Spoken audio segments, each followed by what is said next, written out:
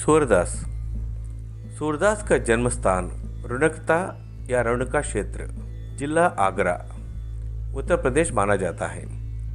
कुछ विद्वानों ने दिल्ली के निकट सिही ग्राव को उनका जन्मस्थान माना है। सूरदास मथुरा और वृंदावन के बीच गौघाट पर रहते थे।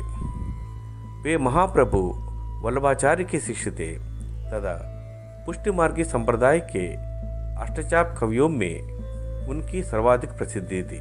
सूरदास के बारे में कहा जाता है कि वे जन्मांध थे, परंतु उनके काव्य में प्रकृति और श्री कृष्ण के बाल लीलाओं आदि का वर्णन देखकर ऐसा नहीं प्रतीत होता है कि वे जन्मांध सूरदास सगुणोपासक कृष्ण भक्ति कवि हैं।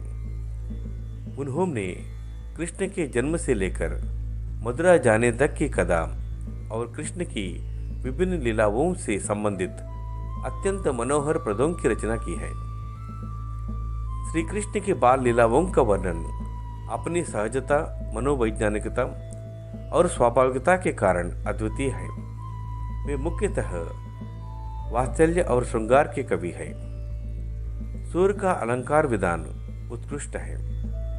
उसमें शब्दचित्र उपस्थित करने एवं प्रसंगों की वास्तविक अनुभूति कराने की पूर्ण क्षमता है। सूर ने अपने काव्य में अन्य अनेक अलंकारों के साथ उपमा, उत्प्रेक्षा और रूपक का कुशल प्रयोग किया है। सूर की भाषा ब्रजभाषा है।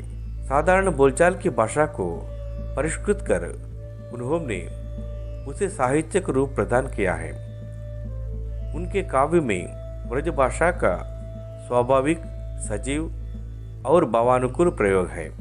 सूर के सभी पद गेय हैं और वे किसी न किसी राग से संबंधित हैं। उनके पदों में काव्य और संगीत का अपूर्व संगम है।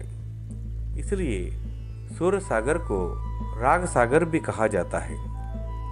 सुर सारावली और साहित्य लहरी सूरदास के अन्य प्रमुख काव्य कृतियां हैं। धन्यवाद।